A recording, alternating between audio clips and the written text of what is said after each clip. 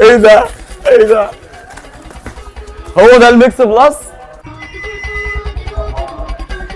مساء الورد على كل اخواتي. النهارده انا هنا عند مطعم ميكس جريل وداخل عشان جوه اقول لكم لو لقينا ان الاكل حلو والموضوع عجب الناس هنجرب كل يوم مطعم جديد. يلا يا اخواتي. عادل بقول لك ايه السندوتش، رحت اجيبه بساله بكام السندوتش، قال لي ب 170 جنيه. بقول له ليه؟ ايه السندوتش ب 170 جنيه ده؟ قال لي ده التوربيني ميكس بلس. قلت له ليه ده؟ لو ميكس برو ماكس بلس مش هيبقى ب 170 جنيه. تعالى اما نشوف في ايه. روح اجيبه. ايه ده؟ ايه ده؟ هو ده الميكس بلس؟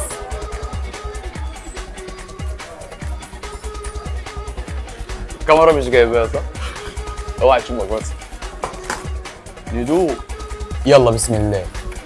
شوف ايه المحتويات. اوه رانش دريسنج،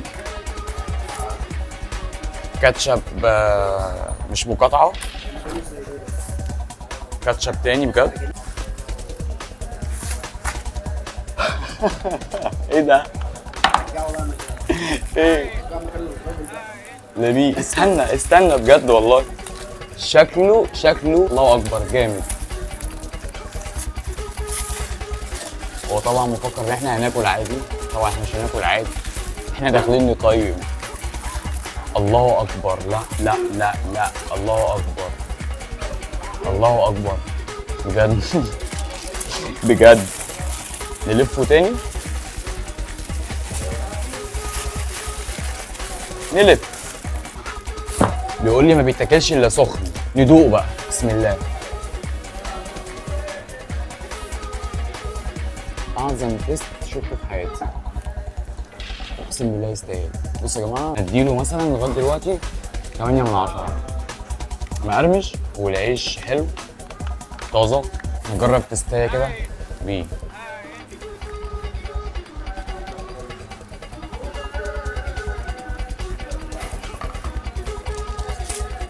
تقييم لغايه دلوقتي 8 من 10. و8 من 10 ايه ده رقم حلو قوي يعني في مطعم في مركز بدر. لا بجد والله العظيم.